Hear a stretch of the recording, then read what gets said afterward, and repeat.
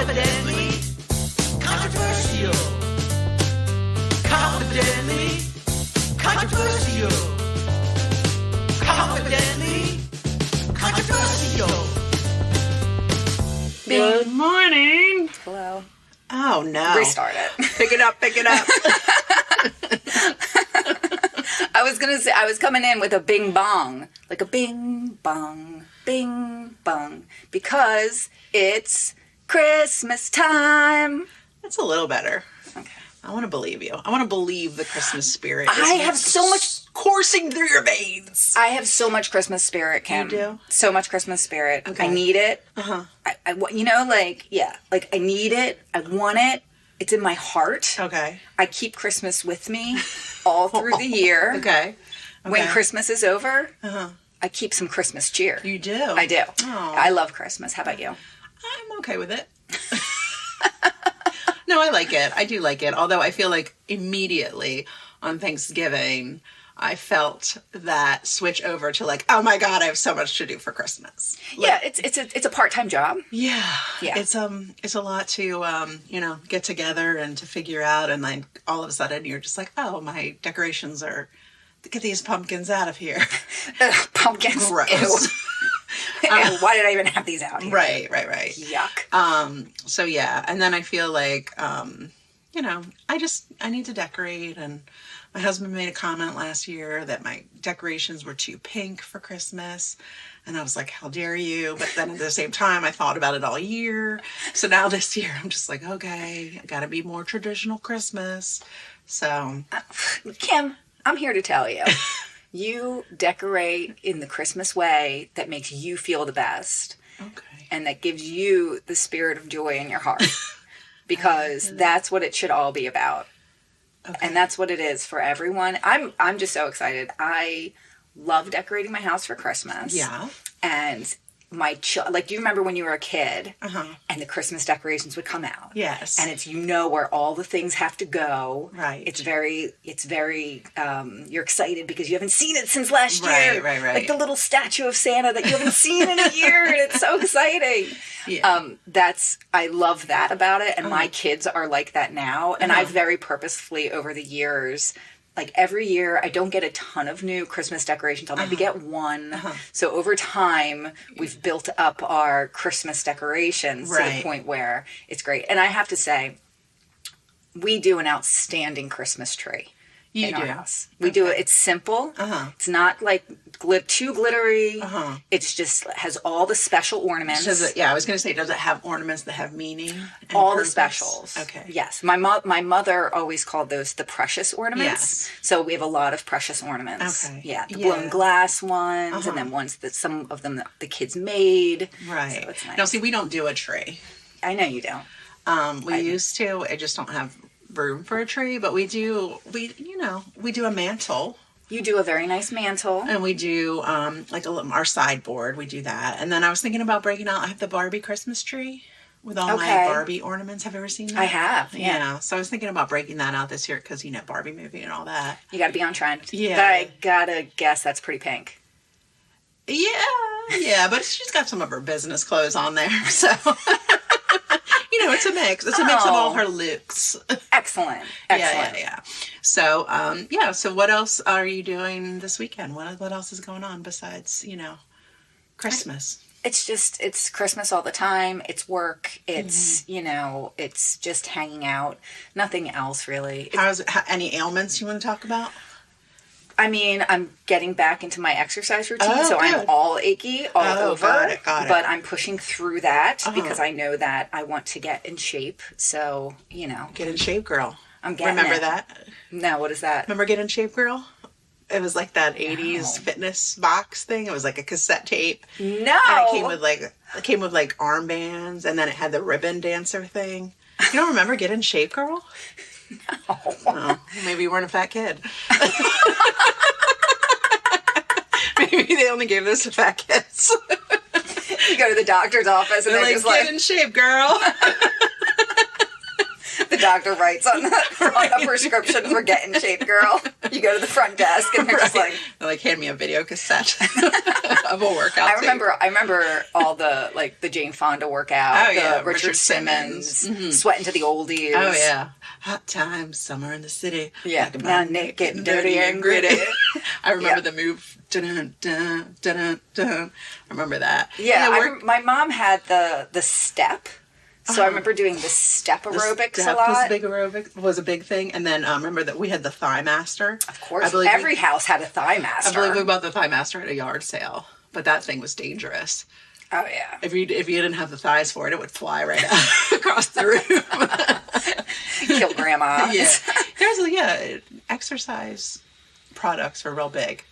I mean, they still are. Yeah, they still are, but I don't feel like as much as they were then. No. And I'm just going to say, I know it's getting to that time of year where people are eating a lot. You might be feeling bad about yourself because, we're coming off of Thanksgiving and now there's just treats everywhere all the time. Lots of baked goods and cookies. And I know sometimes people in their minds go to this place of like, by the time it's New Year, so many people make that resolution that they want to get in shape and then they do drastic things. I'm going to say, you know what? Eat those cookies. Okay. Love yourself. And don't worry too much about it. I was wondering what direction this was going to go in. I wasn't sure if you were going to be like, don't eat the cookie. And I was going to get out of my house. No, I am pro cookie all the time. Okay. Always. So just know that. And know that I want all of our listeners to feel the joy of Christmas. I also want to tell our listeners that we love that you guys have been listening to us. And because, we know that you guys loved our Halloween episodes for the next few weeks, for the Christmas holiday time. What's going to happen? We are going to be watching holiday movies. We are. All month this month. Yeah. And that's an exciting thing. It is an exciting thing. So get excited for it.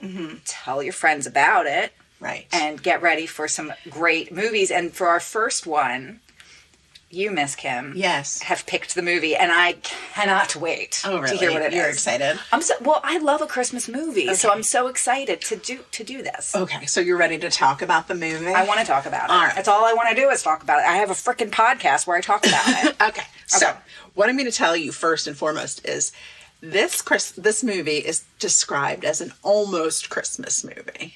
Oh.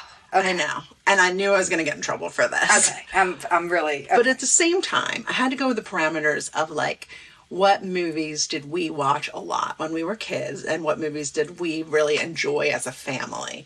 And so I chose this based on that. And this does have Christmas in it. It has Christmas in it. And it is a movie that your family enjoyed very much and that you love. I love it. Oh, you love it. I love the movie. Do I know this movie? You most certainly do know this. I'm pretty sure you know this movie. Okay. So this movie came out on June 3rd, 1988, as all good Christmas movies do. This is going to be another Teen Witch situation. No. Okay. No. It is rated PG. Okay. It actually opened the same day as Big.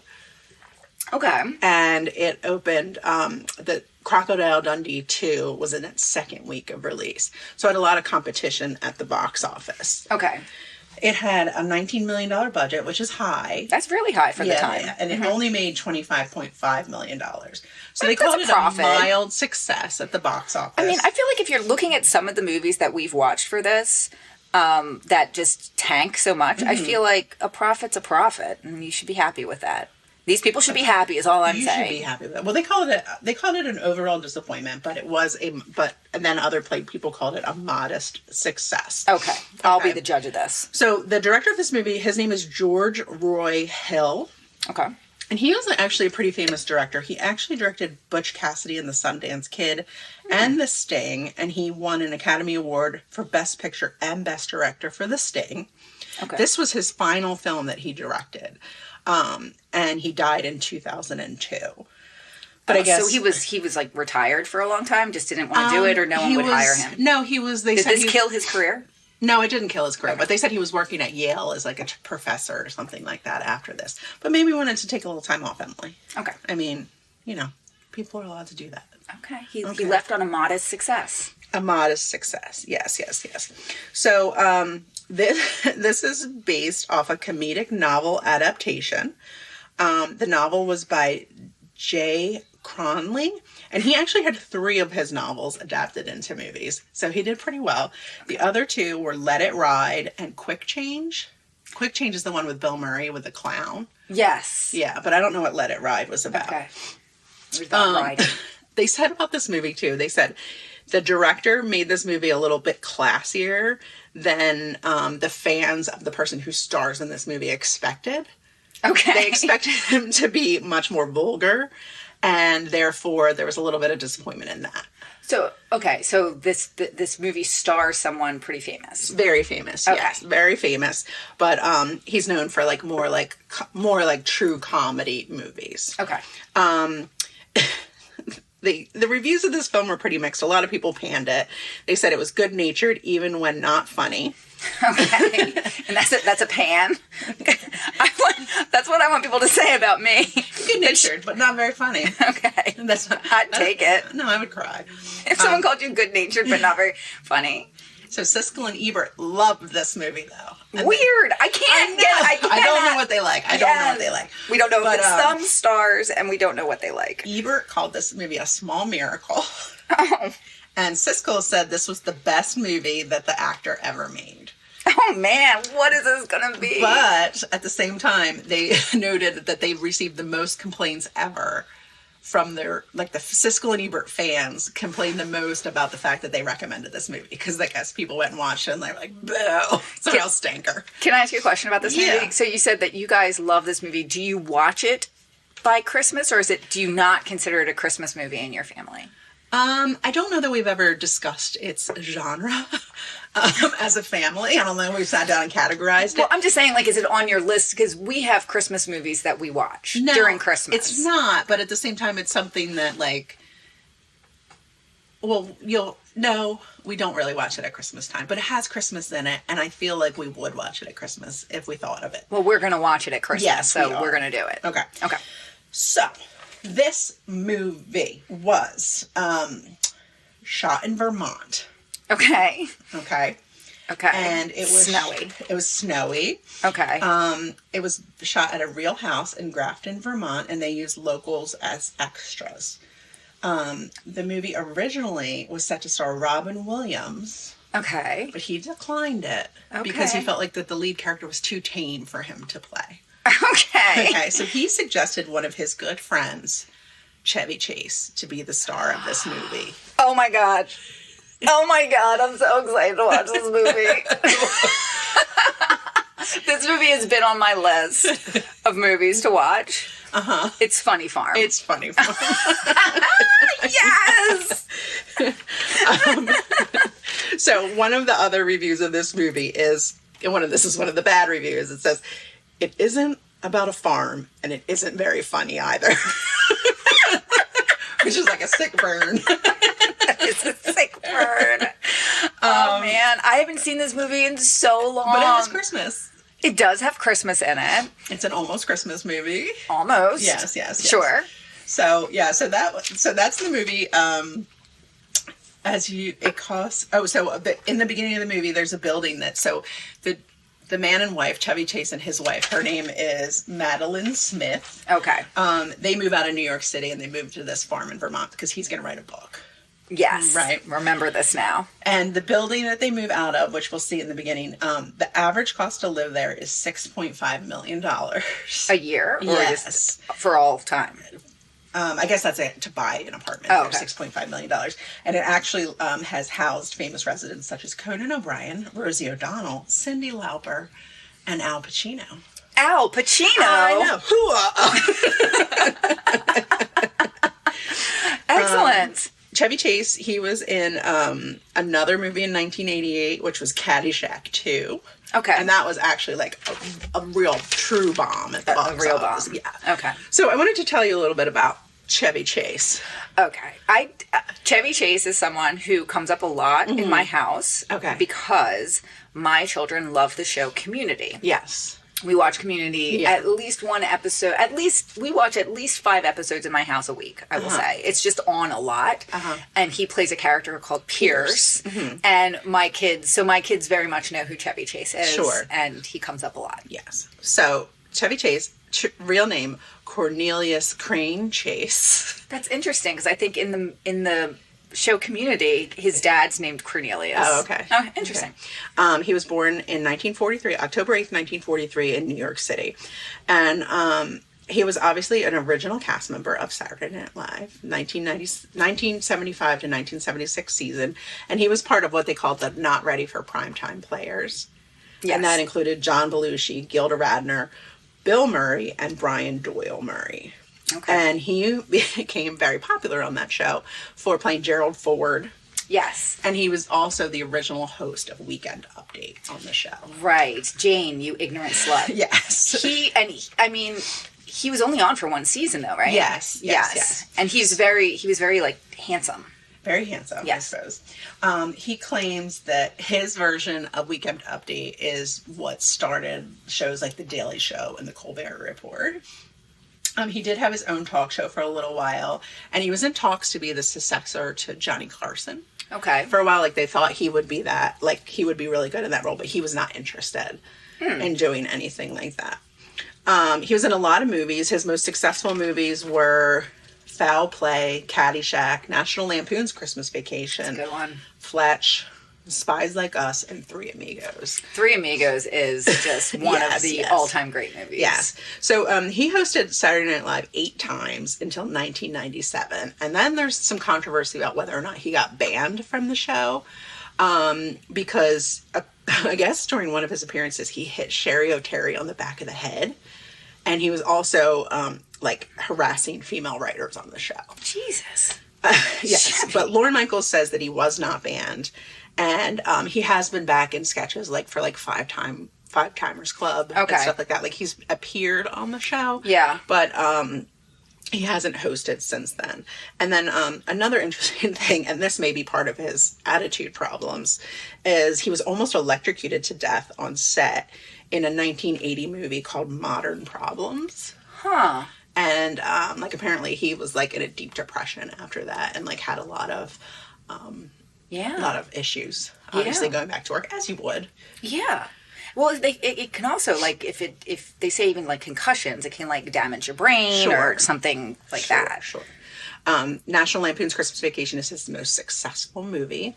Obviously, on all the time. I believe this weekend it's on 24 hours a day on one channel.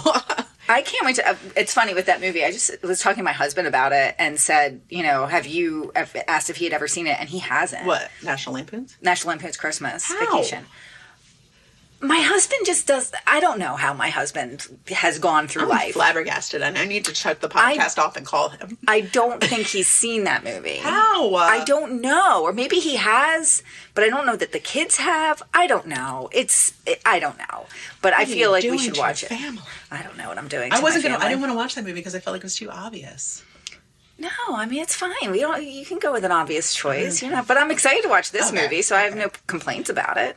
Some other highlights of Chevy Chase's career. He was in the You Can Call Me Al video. Yes, he was. Which was a very, very cool role. Yes. And that's because he's pretty close besties with Paul Simon.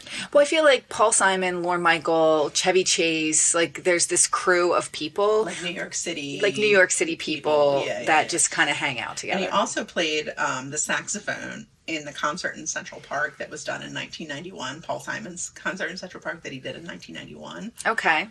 That's Chevy weird. Chase played the saxophone. Awesome. His career has had a lot of ups and downs through it. He did some real stinker movies. Once it came to Community, you did mention he was on Community. He played the character of Pierce. And it says, his Wikipedia says that he was frustrated by the fact that his character was known to be a bigot on the show and was actually racist. But that caused him to have this huge tirade on the set of the show where he was like, you're going to make me call them the N-word. And pretty soon he was supposedly fed up with it, but used the N-word. Not by saying N-word. Okay. And so he was eventually written out of the show. Yes. Because of that. Additionally, he's been married 3 times. Okay. I think he has 4 kids that I could count. Okay. And then in 1986, he did go to the Betty Ford Clinic for cocaine and painkiller abuse. Okay.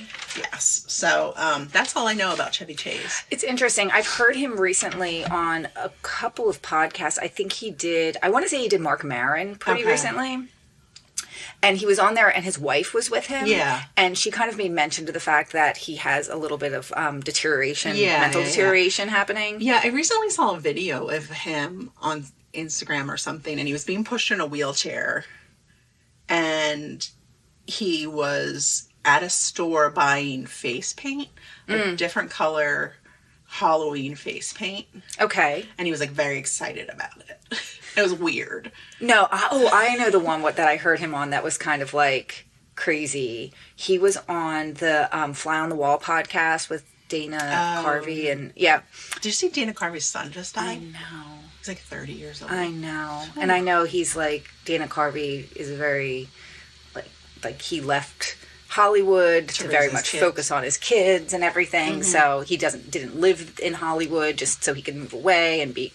So that's so sad. Very sad. But anyway, the episode with Chevy Chase was wild. Oh, really? And he was just like all over the place. And you know, my personal feeling about Chevy Chase is, I mean, like this movie, like he has movies that I just love him in. So I can't hate Chevy Chase. I have a hard time hating on Chevy Chase because I feel like, okay, obviously he's difficult. Like he definitely seems like he's difficult. And I'm sure that he's paid the price for that in his career to a certain extent. Yeah. But I don't know. I feel like I remember reading that SNL book that came out probably like 20 years ago now. And they talked a lot about him in there too, being very disparaging to female writers and very, just had a problem. Yeah, I'm sure. With that kind of stuff. And, I'm sure it seems like he might, I don't know what his thoughts and beliefs are on things, but definitely, possibly controversial. Yeah, he might be like a full dick. Yeah, he might be. Yeah, but, for sure. But I mean, I guess he's able to channel that into being funny. I hope so. Well, let's go watch the movie so we can come back and talk about it. Are you excited? Funny Farm? When was the last time you saw this? So it's been since I was younger. Like, really? I have not seen it in a long time. In fact, that's why I've been and every once in a while I'll come across it and I'll think, oh, like I should watch this movie. But then I'm like, oh, I don't know. It's been a while. But I remember it being really funny. There's a couple of scenes in particular that I'm really excited to see again. And I think that, I think it's funny that they pointed out, and when I was doing my research, that it's not about a farm. Because it's not. No, it's not. They have like some ducks or stuff. But it's rural, but it's not a. It's rural, but it's not a farm. No, it's not. Okay, well let's go watch it. All right, bye.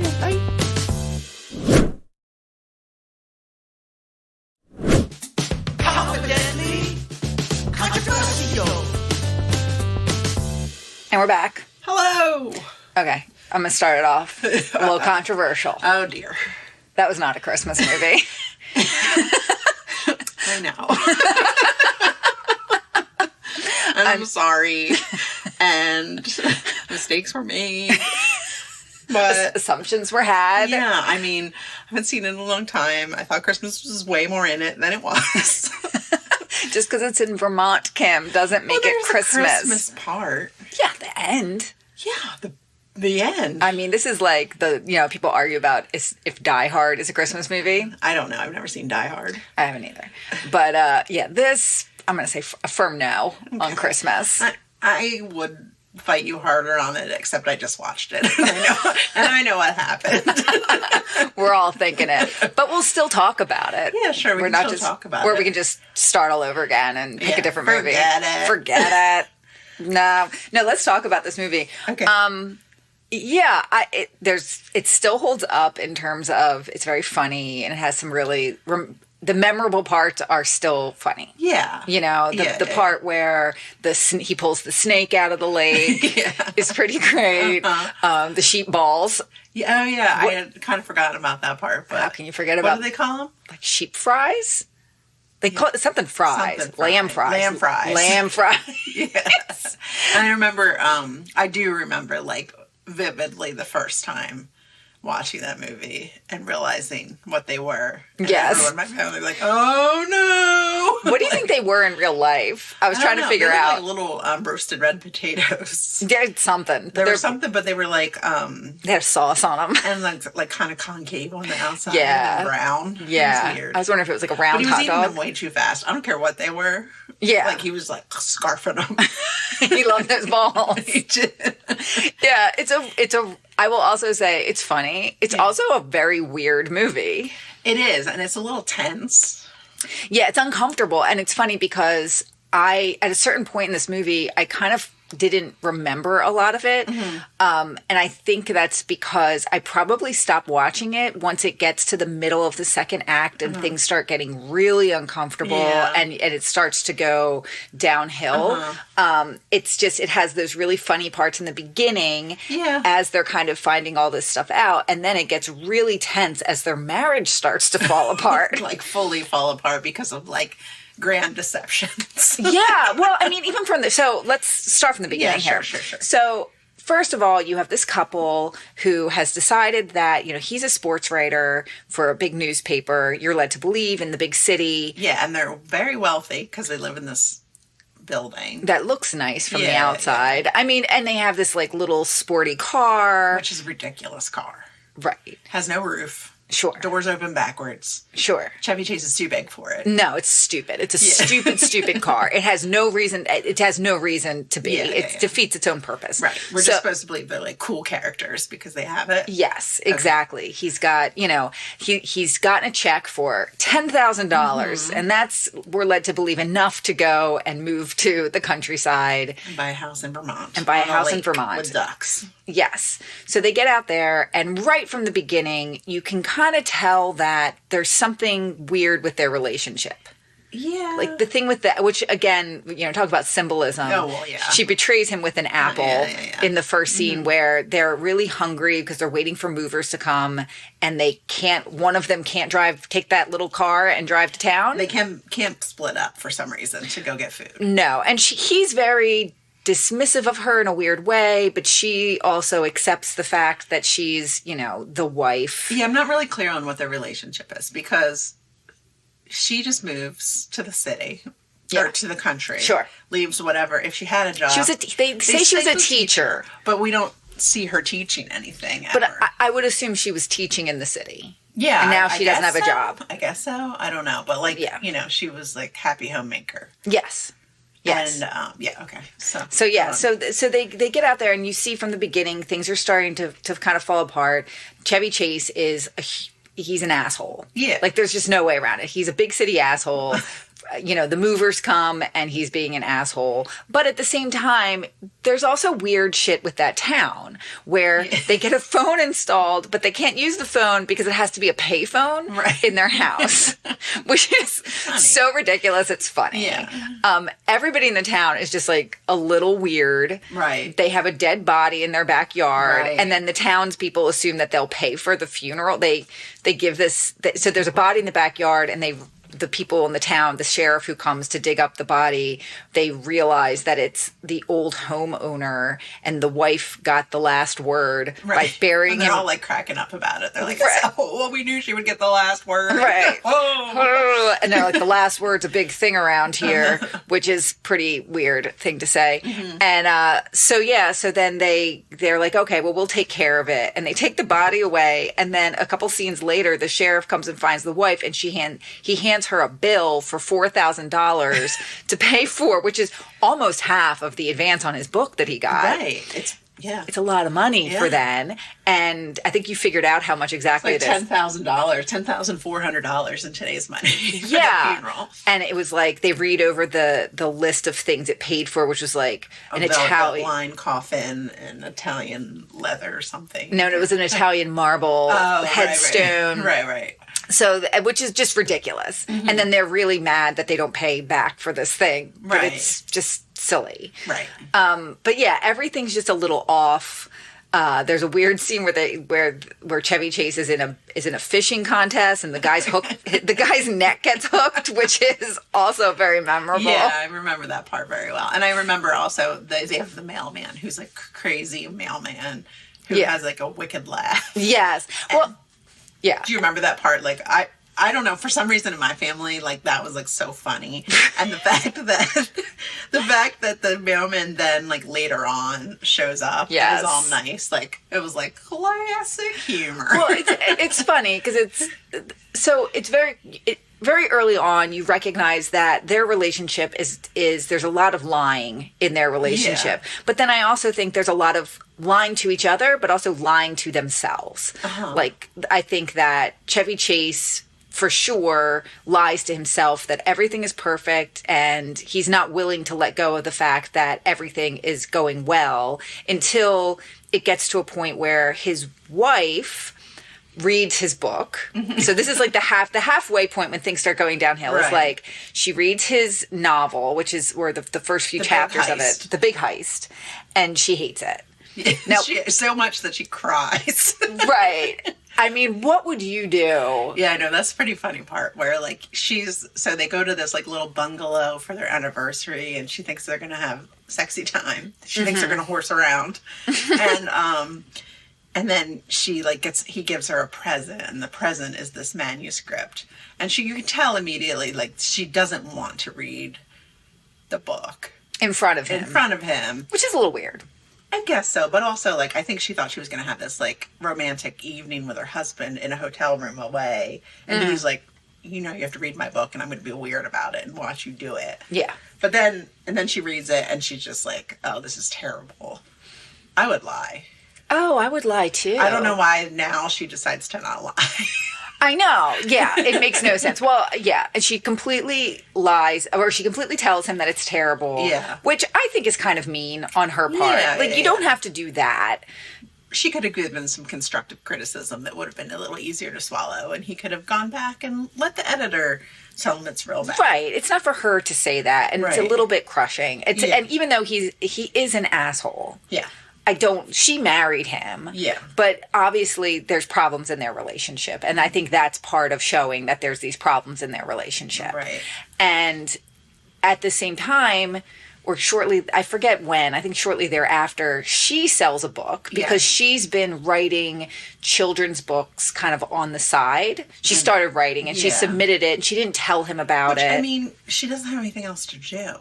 I don't think it's a problem. No, I think and the way that he thinks it's a problem is, like, really shitty. Oh, no, he's shitty then, too. They're both shitty. You went behind my back and wrote a book. Like, she's not allowed to do anything and not, like, Oh, yeah. Like, there's problem on both sides. Tell him. I get why she didn't tell him to, because he definitely would have been shitty about it. And discouraged it. Yeah, absolutely. I mean, they both have this terrible... I think watching it, I don't think either of them, you're like, oh, the wife is really good and the husband is really bad. It's like, they're both not great to each other. Right. You know? And then the end of this movie is them deciding to get a divorce. Yes. And they decide that they need to sell the house. Well, wait, because there's the part where, Chevy Chase's editor, Andy Farmer's editor, comes to the country town because they can't reach him and he hasn't been submitting any pages of his book. Oh, yes, I forgot about this part. So, and that guy, they wanted that guy to be played by Dudley Moore. That's a weird thing. But Dudley Moore was right not to take that part. I think Dudley Moore wanted to do it, but he got Arthur too. They started work on Arthur. That's such a small part for him to have. Yeah. I don't know if he was friends with somebody or whatever, but anyway. We'll have to do those movies. Some kind of Dudley Moore. Yeah, Dudley Moore was huge in the 80s. Yeah, he was. That was weird. That was a weird time. It was a weird time to be alive. But yeah, Dudley Moore was a big deal. And I don't think many people would even remember him today. No. Yeah. What other movie was in him besides Arthur? Arthur, Mickey and Maude. Something on the Rocks. Arthur on the Rocks. Oh, that's the second one. I don't know. There was Arthur, and then there was Mickey and Maude, and I feel like there were other ones. Okay. Because he did serious stuff, too. He did? Yeah, and I think it was people liked him. Is he still alive?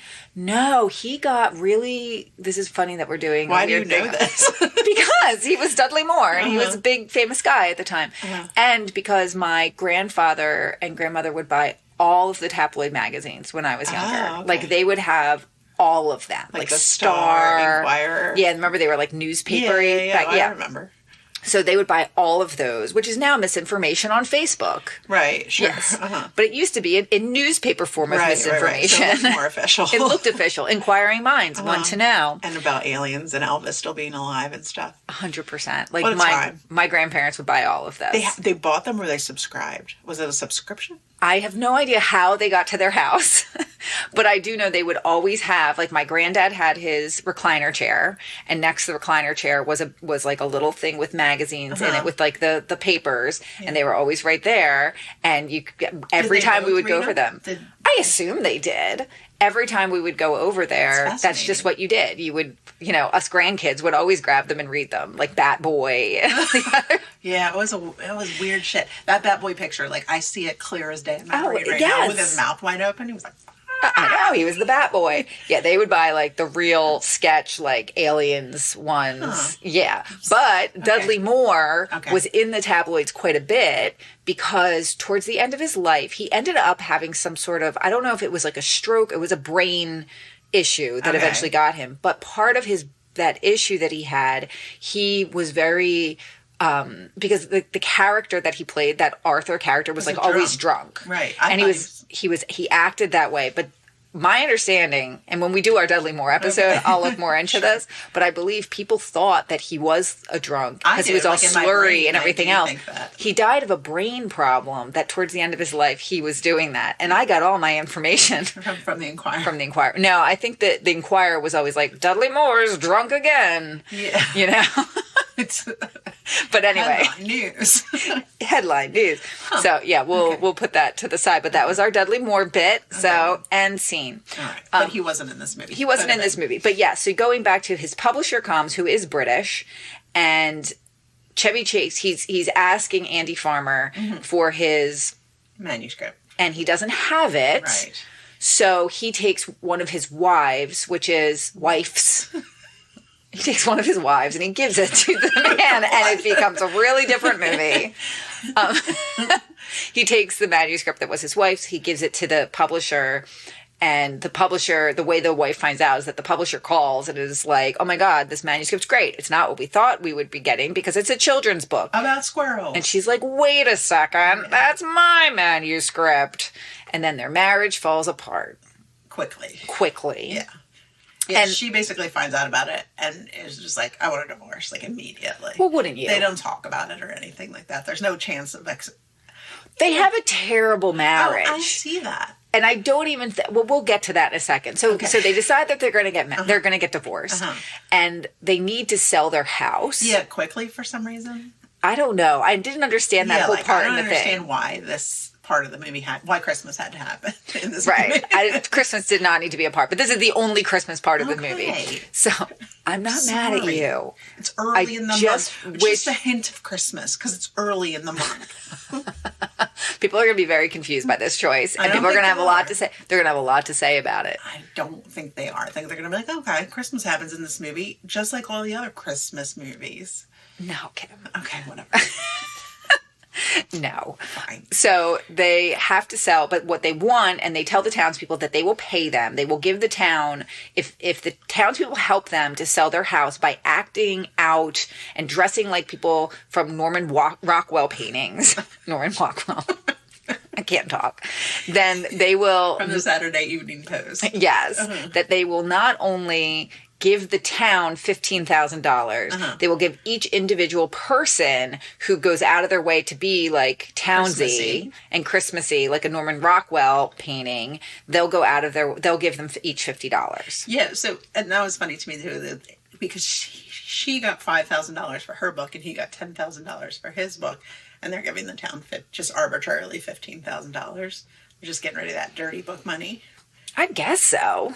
Yeah, I don't know. Why would you give the town $15,000 for what? I don't know. And I don't know. Why? Why do they need to sell the house fast? And why would they spend more money to do so? And if all so it makes no sense. Okay. But it works, and the people do the thing, and the people come who want to buy the house, and they put on this whole show, and they're singing Christmas carols, and everything looks so nice. And deer, and it's beautiful. It's beautiful. Well, at the end of it all, Yes. The spirit of Christmas makes it so that they don't want to get divorced anymore. They don't want to sell their house. Right.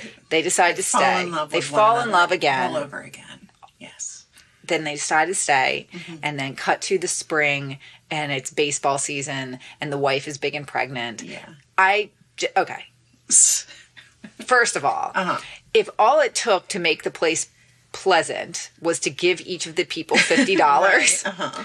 they should have figured. They should be like, listen, we'll give you $50 once a year. Just be cool to us. Well, okay? do you think that they like actually liked it beforehand? They just didn't realize that they liked it. Like, I mean, I don't think people changed towards them. Like that one guy that he hooked in the neck still wanted to strangle him. Sure. And the mailman was still crazy. But I think they just learned to live with it. And they were like, oh, these people aren't crazy. They're charming, small town folk. And who are we? We're also pretty bad. Yeah. I don't see that they saw any of that, but something happened. Right. That they decided that they wanted to stay. I mean, honestly, it's a very nice house. It's a beautiful house. It's very right on the cozy. lake. It's lovely. There's snakes in the lake, but I mean... They have a dog, yellow dog. They have 2 dogs, technically. They do. One runs away.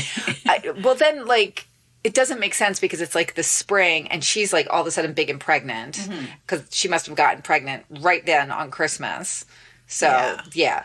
But a mistake. The two of them should not have a child together. I don't think they should have stayed together. I think that they're too much of just fucked up people. Well, that's the thing. They It's were no just good. like, oh, yeah, she continued to write and sell her books. And he was just like, I guess I won't be a writer anymore. I'll just be a Sports journalist. writer. A journalist. Which he was before. Journalists or writers too, No, Kim? I know. I am one. Or I was one. Sure. But, yeah. But I get that. But it just seems like he's just like not even trying to write his book anymore. They just he's just like, okay, I suck at this. Yeah, like I guess this is just not working. I'm going to go back to what I was good at, which was writing sports. And I'm sure that the Redbud newspaper sports reporter makes a decent amount of money. It's at the time it was probably an actual job. Maybe. I mean, now But it's he's not. covering like football. He's covering like baseball games of the old people in the town playing baseball against each other, like the shop owners and stuff. Yeah, it makes zero sense. And here's another thing that I thought of as well. They keep saying at the beginning, like, we're going to move to the country and we're going to start a family. But then she says intimates that they've been together for at least 6 years before they've moved out anywhere. So my thing is like, what was stopping them before? Where they were, the city was stopping them. City life was stopping them from having a baby. They're just like, we can't have a kid here. We have to go move where we live before we can even think about having a child. They're just going to settle down in the country, and that'll give them the life that they need. They can't raise a kid in this city. Are you crazy?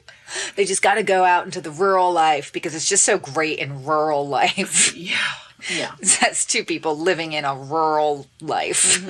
So great. Yes. I'm going to go start a family right now. Well, oh, you wait. did. Yeah. So overall, it's still a fun movie. Yeah, it is fun. It's definitely fun. It's definitely, but I also feel like too, like I kind of see where it's not full Chevy Chase. He's not like fully on in this movie. Well, because like he's so over the top in so many other things and so animated. Like He's known for physical comedy. yeah, and there's not a lot in this. No. And I feel like there's missed opportunities for physical comedy. Oh, I in agree. this movie. I You know what agree. mean? Yeah, it's definitely toned down. I don't know that I would be angry about it if I were one of these reviewers from the time who thought it was just a terrible. I don't think it's terrible. It's funny. It's not on a farm, nor is it funny.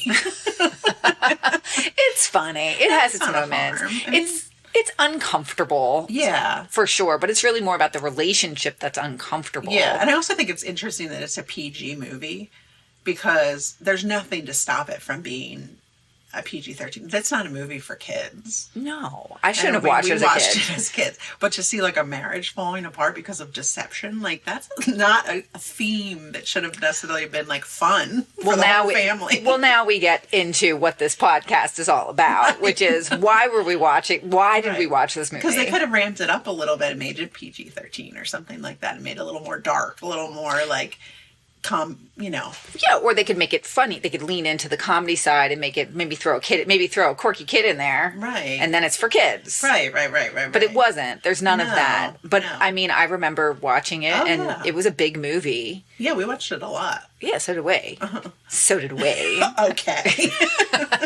But yeah, it makes no sense. It shouldn't. It doesn't make sense from that place, and we shouldn't have watched it as kids. There's no reason for a kid to sit down and watch a movie about marriage failing. But this is about parents of the 80s. Yeah, because it's like, their criteria was just, well, there's no bad cursing. There's no F words in this. Right. And there's no, like, sex necessarily. There's talk of sex, but there's no, and horsing around. Horsing around. They call it horsing around. Yeah. So there's none of that either. So I think that the parents at the time were just like, then it's a kid's movie because it's fine. Kids can watch it. It's this or that. But what they're not looking at is what the movie is actually about. They're just looking at, are there bad words? Is there sex? No? Great. Right. Let the kids watch it. It's a movie about people who are lying to each other, who have a terrible relationship, and that relationship falls apart. But yeah, sit the kids down in front of it so that they can watch it. Yeah, and I find myself being so much more conscious of those types of things. Like we started to watch The Sandlot with my niece and nephew the other day. Kids movie. Fully kids movie, right? Like if you're like, oh yeah. There's kids in it. It's a kids movie. It's a kids movie. But then they're like, the lifeguard girl, they basically are all just like staring at her and ogling her in her bathing suit and stuff like that, and very much objectifying her to the point where the one kid pretends to drown so that he can make out with the girl. Oh, dear Lord. And I'm just like, I'm sitting there watching it with my niece and nephew just thinking like, what is this telling my niece? Right. You know what I mean? Like, and that's I don't know if it's because of this podcast or because of just, the enlightenment we have of being older now, but you just see like the messaging that was I get in it. front of children, and you understand why we're just messed up kids, adults. Yeah, I mean, we were just, but things like that weren't explained to us at the time, and I've said before, I watch things that are, like my kids watch things, as I was talking about Community before. Yeah. It definitely wasn't a show for kids. No. But there's aspects of it that they like. I mean, we just watched the one last night where the floor is hot lava, which is silly, and it's fun, but there's also themes in it that are definitely not kid themes, but we watch it with them and we talk about the stuff. Yeah. Same with Seinfeld and with, all the other things that they watch. They have questions about it. We talk about it and it's fine. But nobody was sitting there explaining about marriages falling apart. No. And in the 80s, there was arguably a lot of children that had divorced parents. And divorce was a much bigger deal. Like people made a much bigger deal out of divorce in the 80s. It was like, your whole family was rocked by divorce. Broken homes, and man. Stuff like that. And like there was no realization that maybe you were better off. You know what I mean? And that like your parent... It wasn't conscious uncoupling. It was more just, we're getting a divorce and dad lives in a weird apartment. And like, or like what if my parents get a divorce? Which parent will I choose to live with? Like, do you remember thinking about that as a kid? No, I don't think so. I don't actually remember thinking about that. No, I feel like it was a common theme, like on TV, where it was like the parents get divorced, and then there was like a choice of who got custody of the kids, and sometimes they would leave it up to the kids to pick, and I was always just like, oh God, what am I gonna do? Your parents who are firmly together. Right. I know. But what are you going to... Well, I feel like there was that. There was also being an orphan, which was a big thing sure. back in the day. But getting separated. Like those kids that got separated from their brothers and sisters and everything. Those twins that had to be split up and go with different... And then they never even knew the other one existed. Right. There were so many terrible things that could happen to you in the 80s. There were so many terrible things. And you had to think about it. You had to be prepared. What if all of a sudden they were just like, guess what? We're getting a divorce. You have to choose right now. You had to be prepared with your answer. I've been thinking about this for a while. Thank you for asking me. I have given this some thought. I'm 6 years old. Right. And I can choose what's best for me. I know that you've already entrusted me with this key to my home before I'm a latchkey kid. And my dad, he lets me eat fun cereal. So it's pretty clear. Right. Sorry, Mom. None of that wheat bread for me. None of that wheat bread. Ew. Gross. I feel like wheat bread from the 80s was different too. Or maybe I just got older and I'm like, no, wheat's not that bad. Right. You're just used to it. That's right. That's right. You've been eating it for 30 years. Well, even though this was decidedly not a Christmas movie, I'm sorry. No, I'm sorry. I want to defend it, but I start to, and then I'm just like, you're wrong. Yeah. You're wrong, Tweed. It's okay. It's okay. But at the same time, it's okay because, like you said, this is early in the season. I got to go. I know what my marching orders are now for my next choice. And I do too. I got to go big or I got to go home. That's right. So I'm going to go big. Okay. And then I'm going to go home. Okay. But this was great. So thank you. Well, do you want to hear how James Spader connects to this movie? I always will take the opportunity to discuss James Spader at any moment in time. Well, I have a fun fact for you, actually. It turns out that Chevy Chase and James Spader are 8th cousins twice removed. Stop it! How? It was like... How did you find this out? Did you do genealogy on James Spader? Well, I could have, because when you Google those two names together, the first thing that comes up is the fact that they're related to one another and gives the family tree. Really? Yes. So they're 8th cousins? Twice removed. I don't know what that means. I don't know either. But they had someone up on their genealogy that you went down. I hope that the way James Spader found that out is that he was on that Roots show or whatever that show is, Know Your Roots show. Yeah. And they're like, well, guess what? James Spader. And he's like, what? And that's a good James Spader impersonation. Thank you. And they were like, your 8th cousin twice removed is Chevy Chase. And he was like, score. He was just like, let's call him up. Right. Yeah. But that's not my James Spader connection. Okay. I just needed you to know that they're... I can never unknow that. Somewhat related. I wonder what they think about this. I doubt they think about it. I mean, did they ever run into each other and they're like, cousin, what's up? What's up, cuz? Yeah, I doubt that. No, probably not. Okay, connect it. Okay. Connect it. So Chevy Chase was directed in the movie National Lampoon's Christmas Vacation. Of course he was. By Harold Ramis. Directed by. Okay. Harold Ramis. Harold Ramis. I know who Harold Ramis is. Okay.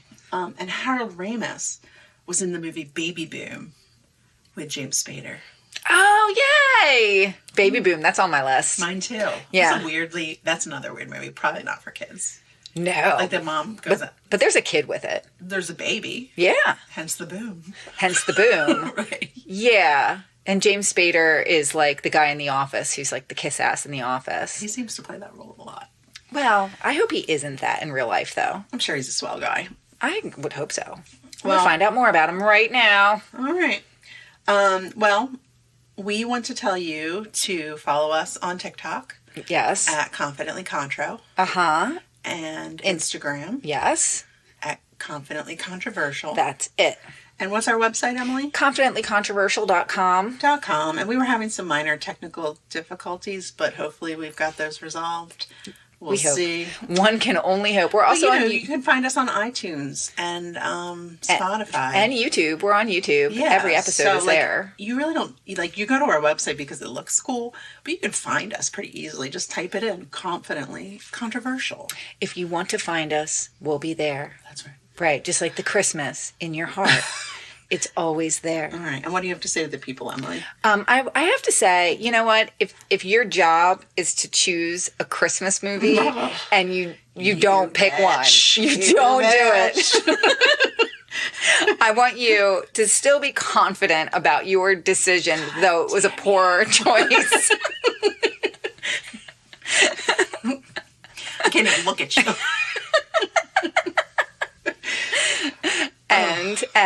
And what? Now you have to say the other part of it. I said be confident. Oh, okay. But don't be such a controversial best friend that you bring it up on the podcast like an asshole would. Jeez. That's what this podcast is all about. All right. Thank you, guys. Yeah, we're going now. Goodbye. Merry Christmas. No. Not yet. Controversial. Confidently controversial.